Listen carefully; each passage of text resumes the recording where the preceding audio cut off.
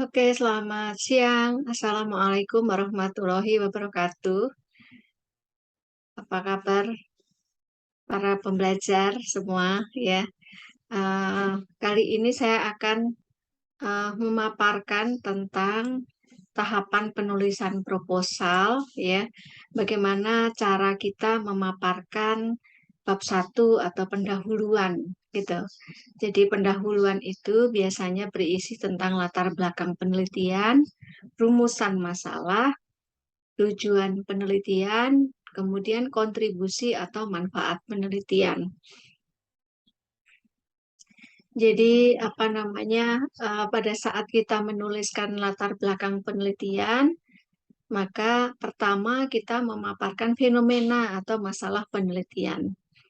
Jadi ini saya membahas khusus untuk riset-riset yang apa namanya terkait dengan konsentrasi manajemen sumber daya manusia ya.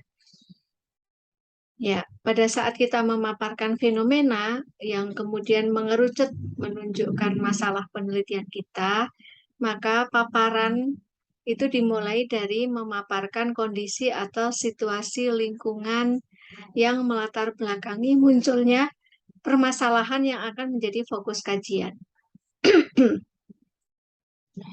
Jadi paparan itu dimulai dari lingkup yang luas, mengerucut ke permasalahannya, gitu ya. Jadi seperti piramida terbalik. Jadi paparan itu dimulai dari lingkungan, artinya lingkungan bisnis, gitu ya. Lingkungan bisnis itu ada lingkungan eksternal, ada lingkungan internal, gitu ya. Lingkungan eksternal juga ada lingkungan eksternal makro, ada lingkungan eksternal mikro. Nah, mulailah dari yang lingkungan yang cangkupannya itu yang luas gitu ya. Gitu. Jadi barangkali dimulai dari pandemi, barangkali dimulai dari persaingan, dimulai dari apa namanya?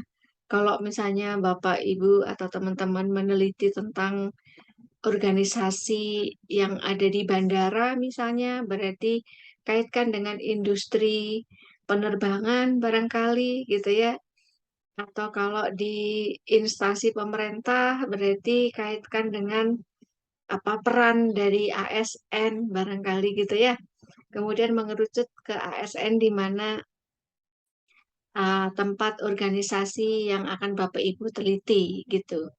Jadi mengerucut gitu ya sampai ke permasalahan di organisasi itu tentang manajemen sumber daya manusia, terutama yang ASN misalnya seperti itu ya. Nah, jangan lupa untuk juga menyertakan data-data statistik atau juga barangkali peraturan-peraturan, barangkali ya peraturan pemerintah misalnya atau undang-undang barangkali gitu ya. Juga dilengkapi juga dengan wawancara barangkali supaya lebih kuat permasalahannya atau perlu prasurvei supaya permasalahannya semakin nampak gitu ya. Juga barangkali diperkuat dengan pendapat ahli gitu yang menguatkan adanya masalah yang akan menjadi fokus kajian. Nah, kemudian paparkan bahwa permasalahan yang akan diteliti atau permasalahan yang ditemukan gitu ya, itu adalah layak dan penting untuk dilakukan penelitian.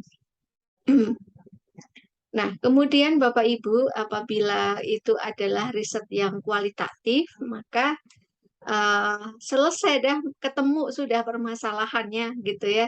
Dan barangkali juga permasalahan itu bahkan mesti digali lebih mendalam dengan adanya riset ini karena masih buram, barangkali masih belum nampak permasalahannya, sehingga perlu kajian yang lebih mendalam supaya ketemu permasalahannya, ketemu juga apa namanya, apa kendala yang apa namanya menghambat apa penyelesaiannya barangkali dan seterusnya gitu ya. Gitu. Nah, kemudian tentunya kalau itu riset kualitatif bisa ditambahkan penelitian sebelumnya. Penelitian sebelumnya itu bisa digunakan sebagai pembanding gitu ya dari penelitian yang akan dilakukan gitu. Namun Bapak Ibu atau teman-teman semuanya, apabila risetnya itu adalah riset dengan pendekatan kuantitatif, kuantitatifnya yang kausalitas gitu ya, yaitu akan mencari faktor-faktor yang mempengaruhi munculnya masalah gitu ya. Nah, kalau apa namanya seperti itu, maka kita mesti melakukan apa? Nah, bisa ini bisa ya, nggak harus gitu bahwa kita bisa melakukan prasurvei untuk menemukan apa sih faktor-faktor yang mempengaruhi munculnya masalah. Nah, masalah yang sudah dibahas tadi, yang di apa namanya, yang didasarkan dengan adanya data-data sekunder kayak gitu ya. Itu kalau di riset yang kuantitatif dan kausalitas itu biasanya kita akan mengatakan bahwa masalah itu ada di apa? Di dependent variable, di variabel yang dipengaruhi gitu. Sehingga kita akan mencari variabel-variabel independen apa nih yang mempengaruhi masalah yang ada di variabel dependen tersebut gitu ya. Nah, kita kemudian akan melakukan prasurvei. Bisa ya gitu. Nah, sebelum kita melakukan prasurvei, ya berarti kita mesti mencari apa faktor-faktor yang mempengaruhi munculnya masalah apa namanya di dependent variable tersebut. Nah, supaya prasurveinya itu tidak tiba-tiba, tidak kok prasurveinya itu gitu ya, dari mana ketemunya. Nah, kemudian kita mendasarinya dengan menggali literatur, mencari riset-riset sebelumnya yang melakukan kajian tentang faktor-faktor yang mempengaruhi dependent variable tersebut gitu. Nah, kemudian setelah ketemu gitu ya, misalnya ini yang mempengaruhi kualitas pelayanan internal gitu. Nah, barangkali apa nih? Nah, setelah dicari gitu, misalnya gitu ya, bahwa oh kualitas pelayanan internal itu dipengaruhi oleh keadilan distribusi dari kompensasinya, dipengaruhi komunikasi organisasi, dipengaruhi oleh konflik pekerjaan, dipengaruhi oleh profesionalisme dari kerja, dipengaruhi oleh kepuasan kerja. Nah, ini adalah siapa-siapa yang sudah melakukan penelitian tentang itu, kayak gitu ya. Itu. Nah, ini digunakan sebagai dasar kita melakukan prasurvei. Bahwa prasurvei itu mengapa variabel-variabelnya adalah itu adalah karena ada penelitian-penelitian sebelumnya yang sudah melakukan gitu. Atau barangkali juga nggak harus ada penelitian ini gitu ya, kajian penelitian sebelumnya, tetapi bisa juga apa namanya karena adanya wawancara dengan pimpinan yang ada di organisasi tersebut bahwa permasalahannya itu apa. Nah, gitu. Itu pun bisa juga gitu. Nah, bukan dengan seseorang yang nggak jelas posisinya ya, kewenangannya, tetapi dengan seseorang yang ada di organisasi yang karena jabatannya dia punya kewenangan dan kita bisa percaya bahwa itu adalah data yang valid untuk memberikan informasi tentang faktor-faktor yang mempengaruhi, misalnya yang mempengaruhi kualitas pelayanan internal misalnya gitu. Nah, kemudian setelah itu dilakukanlah prasurvei. Untuk apa? Untuk menggali permasalahan. Permasalahan yang mana? Karena tadi kita sudah ketemu variabel besarnya, variabel yang dipengaruhi, sehingga kita akan mencari variabel apa nih yang mempengaruhi variabel tadi, gitu ya. Nah, ini adalah contoh bentuk prasurveinya, gitu. Jadi, em, contohnya adalah ini. Misalnya ya, tadi kan kualitas pelayanan internal. Karena diduga tadi karena adanya keluhan pelanggan barangkali, adanya survei kepuasan masyarakat barangkali kalau itu lembaga atau instansi pemerintah ya, bahwa ternyata apa namanya kepuasan masyarakat, indeks kepuasan masyarakatnya belum maksimal atau optimal barangkali gitu ya, masih ada kekurangannya barangkali. Nah, atau penilaian kinerja barangkali ya, target sama realisasi yang nggak tercapai barangkali. Nah, sehingga kemudian ada masalah tentang kualitas pelayanan internal tadi gitu ya, Bapak Ibu dan teman-teman. Nah, sehingga ini yang menjadi apa? apa sih faktor-faktor yang mempengaruhi itu, kayak gitu ya. Nah, supaya lebih nampak permasalahannya, maka si responden, yaitu apa karyawan atau pegawai yang ada di organisasi tersebut, bisa memilih lebih dari satu, gitu ya. Nah, ini misalnya tadi kan uh, keadilan distributif tuh apa namanya kompensasi, berarti ada kurang adil dalam mendistribusikan tunjangan yang diterima misalnya ya. Komunikasi antar anggota organisasi yang seling mengalami hambatan, adanya konflik dalam pekerjaan, perilaku pegawai yang tidak profesional misalnya, adanya rasa ketidakpuasan dalam bekerja misalnya ya. Nah, ini bisa memilih lebih dari satu. Nah, kemudian dari 30 barangkali pegawai yang mengisi direkap mana yang paling banyak dipilih. Nah, yang paling banyak dipilih itu berarti yang memang itulah permasalahan yang kuatnya di organisasi tersebut gitu ya.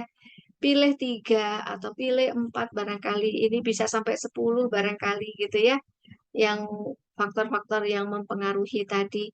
Nah, kalau sudah ketemu yang mana nih dari semua ini, oh 1, 2, 3 itu yang paling banyak dipilih misalnya.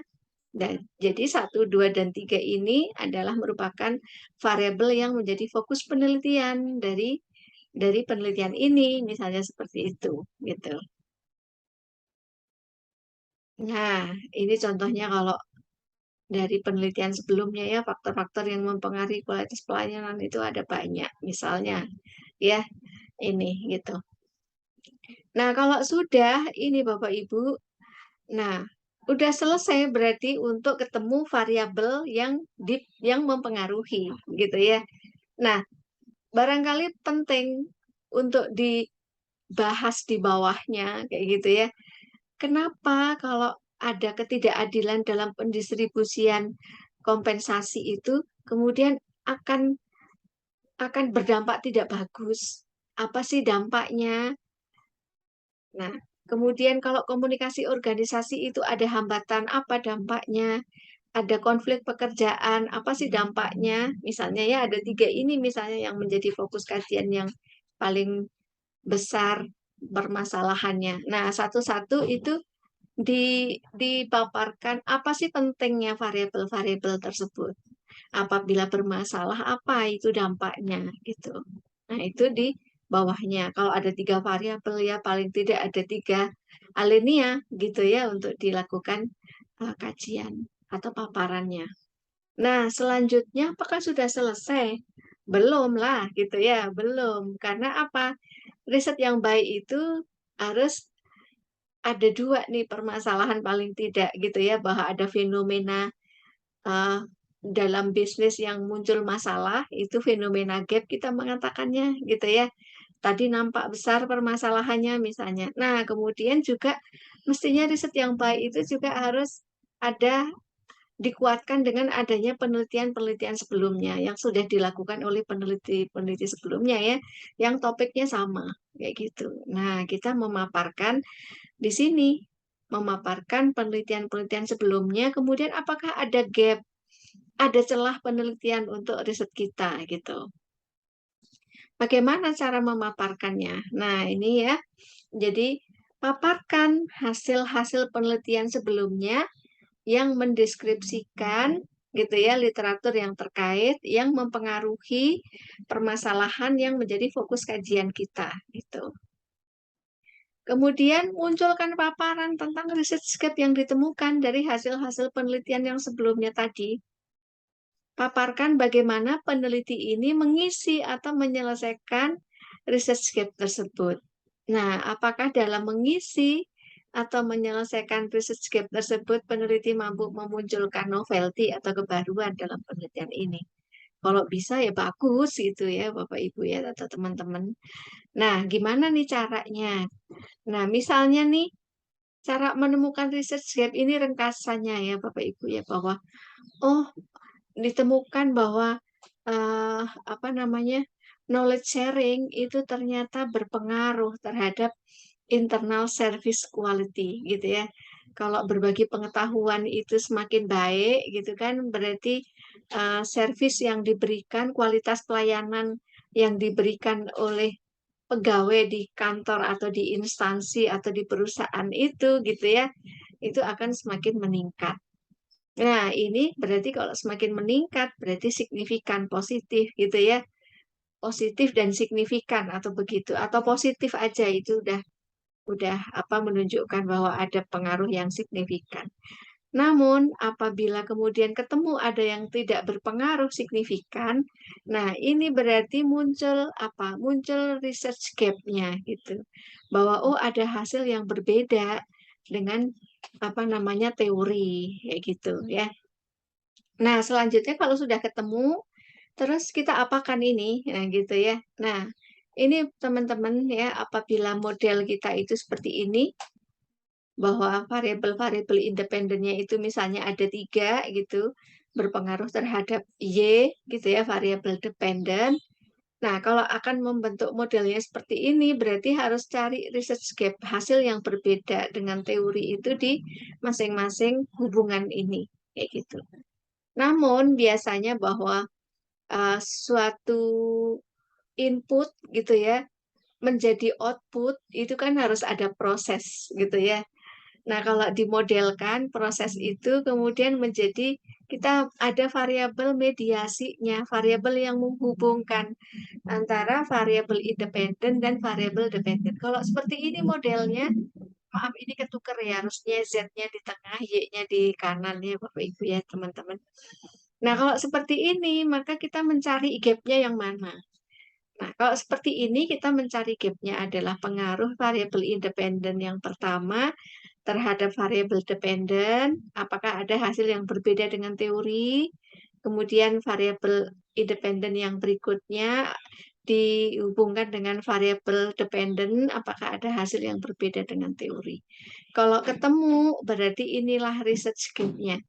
Kemudian variabel mediasi ini adalah apa? Dia pengisi gap-nya gitu ya, bahwa ada gap, ada hasil yang berbeda dengan teori gitu ya. Kemudian variabel mediasi ini dia berperan memediasi atau tidak nantinya gitu ya. Nah, peran memediasi ini dia di kita apa namanya? Kita gunakan sebagai pengisi gap. Nah, pengisi gap ini apakah muncul novelty-nya apabila apa? Apabila ada sesuatu di variabel Y ini gitu ya atau variabel mediasi ini. Misalnya pengukurannya yang baru atau pengukurannya itu gabungan dari banyak penelitian misalnya ya atau uh, apa yang menyebabkan atau ini adalah konsep baru misalnya. Nah, itu yang menunjukkan bahwa atau barangkali dengan adanya apa namanya memunculkan variabel mediasi ini kemudian apa namanya model ini menjadi belum ada loh bukan belum ada ya peneliti belum menemukan ada model yang sama gitu dari penelitian-penelitian sebelumnya itu belum ada yang modelnya sama variabel-variabel ini secara lengkap itu belum ada yang belum menemukan ada penelitian yang sejenis gitu. Nah, itu bisa dikatakan muncul novelty-nya gitu ya. Kemudian selanjutnya kalau modelnya seperti ini berarti nah kita hanya mencari research gap itu adalah pengaruh X. Kenapa X2 di sini ya? Ya, X2 ini sebenarnya kan proses mencari supaya modelnya bisa seperti ini gitu ya, teman-teman ya. Nah, X2 itu di sini tadinya ada X1, di sini ada X3 kan begitu ya. X1, X3-nya itu dari mana? Nah, ini gitu ya. Bahwa coba sih dari ketiga variabel independen ini apakah X2 ini berpengaruh terhadap X1, X2 berpengaruh terhadap X3, atau sebaliknya. Nah, misalnya ditemukan bahwa X2 itu berpengaruh terhadap X1, X2 berpengaruh terhadap X3. Nah, kalau dibuat modelnya kan jadi begini, gitu ya. Yang X1 itu jadi Z1, yang X3 menjadi Z2, gitu. Nah, sehingga variabel independennya tinggal X1, X2 gitu ya, gitu. Ceritanya begitu gitu. Nah, hanya pengaruh X2 terhadap Y yang kita cari gapnya. Nah, Z1 ke Y, Z2 ke Y, X2 ke Z1, X2 ke Z2 ini nggak perlu ada hasil yang berbeda dengan teori. Nah, itu yang apa namanya kita memaparkan research gap-nya seperti itu. Nah, kemudian Z1 dan Z2 itu berperan kita mengisi gap itu dengan memasukkan variabel Z1 dan Z2. Itu apakah muncul novelty? Ya tadi ya kalau modelnya belum ditemukan nih yang sama atau apa namanya ada pengukuran yang baru dari Z1 atau Z2 dan seterusnya. Itu adalah akan memunculkan novelty gitu. Kemudian selanjutnya kalau modelnya seperti ini berarti bagaimana? Nah, kalau seperti ini berarti research gap-nya itu adalah kita mencari hasil yang berbeda, itu adalah dari X1 ke Y gitu. Sehingga Z1 ini sebagai variabel yang mengisi gap tersebut gitu ya. Kita bisa menambahkan Z2 dan seterusnya. Ini adalah modifikasinya atau tambahan gitu ya Bapak Ibu teman-teman. Gitu. Nah, kemudian kalau sudah, berarti setelah memaparkan adanya gap, kemudian bagaimana kita mengisi gap dengan memasukkan variabel mediasi, kayak gitu, apakah muncul novelty atau tidak, itu kita lihat ya setelahnya. Nah, kemudian apa namanya? eh, kita paparkan kesimpulan dari latar belakang bahwa mengapa kita meneliti itu, apa menariknya. Nah, kita paparkan bahwa menarik untuk melakukan penelitian di atas ya berdasarkan apa namanya paparan-paparan sebelumnya gitu. Nah, dengan judul apa, misalnya seperti itu ya. Nah, itu adalah apa namanya kesimpulan dari latar belakang. Nah, kalau sudah baru kemudian kita memaparkan rumusan masalahnya. Rumusan masalah itu apa? Rumusan masalah itu merupakan tahapan akhir pada penemuan masalah. Setelah peneliti memilih bidang dan pokok masalah yang diteliti. Nah, di sini dipaparkan masalah penelitian kita itu yang akan kita cari jawabnya, kayak gitu ya. Nah, rumusan masalah itu harus dirumuskan dengan jelas dan tidak menimbulkan penafsiran. Sehingga rumusan masalah itu kemudian setiap hubungan antar variabel itu dirumuskan permasalahannya, gitu ya. Nah, biasanya dinyatakan dengan kalimat tanya, gitu. Nah, kemudian ini contohnya. Apakah komitmen organisasional berpengaruh terhadap kinerja karyawan? Apakah knowledge sharing berpengaruh terhadap kinerja karyawan? Dan seterusnya. Nah, itu adalah rumusan masalah dari penelitian kita gitu ya. Kemudian setelah itu ada tujuan penelitian. Nah, tujuan penelitian itu adalah memaparkan tentang apa yang ingin dihasilkan atau dicapai dari penelitian ini gitu. Tentunya harus sejalan dengan rumusan masalah yang telah ditetapkan gitu ya. Jadi misalnya nih untuk menjelaskan gitu kan tujuannya biasanya membuktikan atau menganalisis atau menerapkan suatu gejala gitu. Nah, untuk menyatakan tujuan penelitian, maka peneliti perlu merujuk kembali pada rumusan masalah. Tadi sudah disampaikan, kayak gitu ya. Nah, tujuan penelitian ini tergantung pada jenis penelitian dan masalah yang akan diteliti. Tujuan penelitian ini harus konsisten dengan masalah yang telah dirumuskan tadi, gitu. Jadi kalau risetnya itu komparatif, gitu ya, dengan risetnya itu kausalitas, itu akan apa namanya? Akan berbeda merumuskan masalahnya dan merumuskan tujuan penelitiannya. Gitu. Jadi dari rumusan masalah dan tujuan penelitian itu akan menunjukkan bahwa kita menganalisisnya itu seperti apa gitu, menggunakan metode analisis apa kayak gitu ya. Itu akan nampak. Nah, ini contohnya kalau kausalitas ya.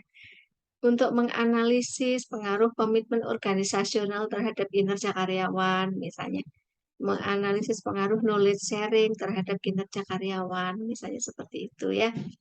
Nah, kemudian yang terakhir adalah kontribusi atau manfaat penelitian. Kontribusi atau manfaat ini adalah menunjukkan atau memaparkan tentang dampak dampak dari penelitian kita ini apa. Dampaknya itu untuk siapa, kayak gitu ya. Nah, itu dipecah menjadi dua. Ada dampak atau kontribusi teoritis atau ilmiah, ada kontribusi praktis. Kalau kontribusi teoritis itu ya berarti dampaknya bagi sumbangsihnya terhadap ilmu pengetahuan, terhadap perkembangan ilmu pengetahuan itu apa, yang terkait dengan topik yang kita teliti, kayak gitu ya. Nah, kemudian kontribusi praktif ya berarti berarti apa? Berarti apa sih kontribusi atau dampaknya bagi pemangku kepentingan dari pihak-pihak yang kena dampak dari penelitian kita itu siapa saja dan apa nih dampaknya gitu. Itu adalah kontribusi atau manfaat penelitian. Nah, kalau sudah selesai ini ya berarti bab satunya selesai. Gitu Bapak Ibu. Jadi cukup sekian dulu. Wassalamualaikum warahmatullahi wabarakatuh.